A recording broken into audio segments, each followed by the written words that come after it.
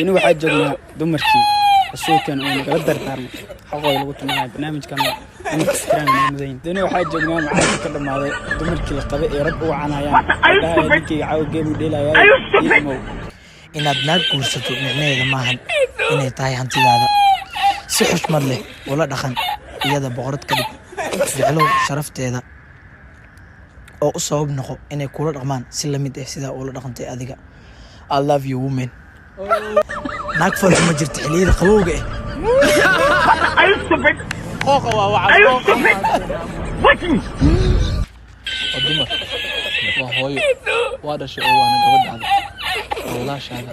sidoo kale waa xaaskaaga sababtay inaad dumarka qadiray ayaa ah inay ka dambeysho nolosha amaanta ku jiro I love you my ladies waa la yaab gabdhaha soo jirka Are you stupid?